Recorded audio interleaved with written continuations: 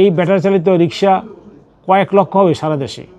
আপনি ইচ্ছা করলেই বা যে কেউ লোক ইচ্ছা করলেই বা রাষ্ট্র যদি প্রয়োজন মনে করে এগুলো উঠে দিতে পারবে না। আমাদের আলোচনার প্রসঙ্গ হচ্ছে ব্যাটারি চালিত রিক্সা। প্রথমে এই ব্যাটারি চালিত রিক্সা 2004 সালে কুমিল্লা অঞ্চলে দেখা যায়। তারপর এটা আস্তে আস্তে 2007 সালে সারা বাংলাদেশে কম বেশি সব অঞ্চলেই এই ব্যাটারি চালিত রিক্সা দেখা যায়। এই ব্যাটারি চালিত রিক্সা এখন একটা জনপ্রিয় অত্যন্ত আরামদায়ক পরিবহনে পরিণত হয়েছে। আর এই পরিবহনটা এতই আরামদায়ক যে মানুষ অল্প সময়ে ব্যবসা প্রতিষ্ঠান, অফিস আদালত, স্কুল কলেজ সব জায়গায় তার নিরাপত্তার সহিত যাইতে পারে। কারণ এটা আগে সেই কাঠামোগত দিক নাই। এখন এই ব্যাটারি চালিত রিক্সা অনেকটা আধুনিকরণ করা হয়েছে।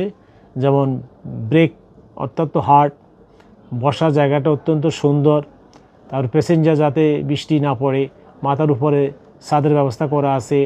তারপরে ব্যাটারি চালিত যেই ব্যাটারি, সেই ব্যাটারিটার সামনে অত্যন্ত মজবুত করে বসানো থাকে।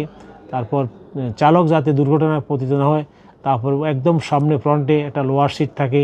তারপরে রাত্রে চলার জন্য লাইট, পর্যাপ্ত লাইটের ব্যবস্থা করা হয়েছে, হর্ন দেওয়া হয়েছে।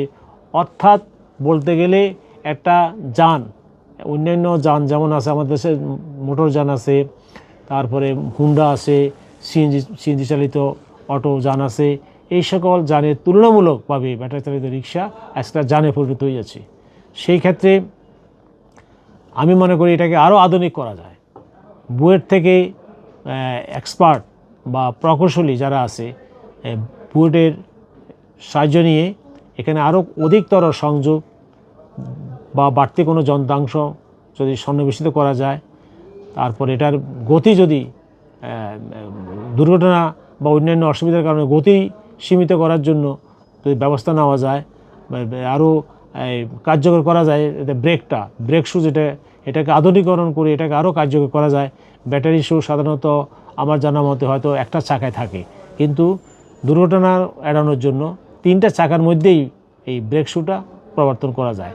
তাতে যদি কিছু খরচও হয়, রিক্সা প্রতি কিছু খরচও হয়, তাতেও কোনো অসুবিধা হবে বলে চালক বা যারা সুবিধাভোগী মানুষ তারা এটাকে কিছু গায়ে মাখবে না বা গায়ে লাগবে না।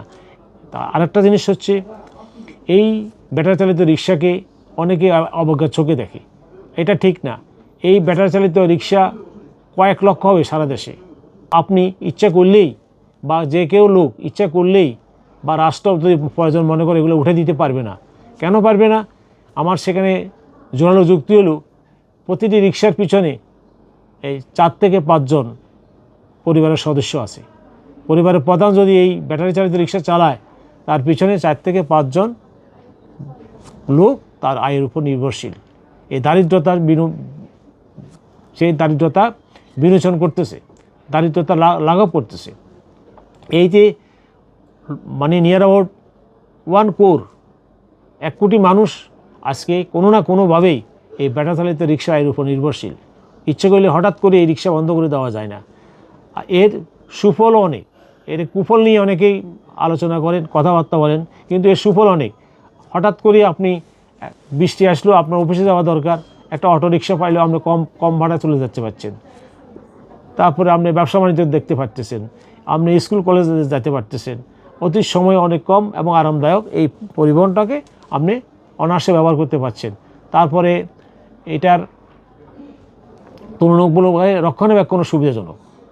এতে কোনো তেলের কোনো ইয়ে নাই, মোবিলের কোনো ইয়ে নাই। এটা ধোয়া মুছা, পরিষ্কার পরিচ্ছন্নতা রাখাটা অনেক সুবিধাজনক। তারপরে এখানে এই ব্যাটারি চালিত রিক্সার জন্য প্রয়োজনীয় আইন অবশ্যই প্রণয়ন করা দরকার।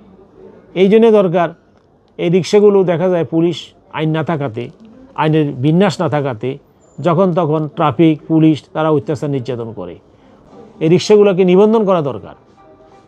নিবন্ধন করা এই জন্য দরকার, নির্দিষ্ট রিক্সা যদি কোনো অ্যাক্সিডেন্ট হয়, ভালো মন্দ হয়, হারানো যায়, তাহলে নিবন্ধন থাকলে এই রিক্সাগুলোকে অনায়াসে ট্যাক্স করা যায়।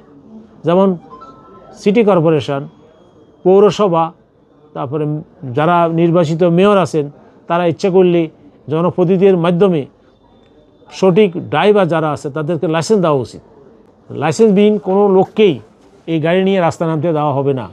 আর এই গাড়িগুলো প্রত্যেকটা গাড়ি পৌরসভা সিটি কর্পোরেশন কর্তৃক নিবন্ধিত হলে রেজিস্ট্রেশন হলে রেজিস্ট্রেশন কার্ড অবশ্য গাড়ির পিছনে থাকতে হবে।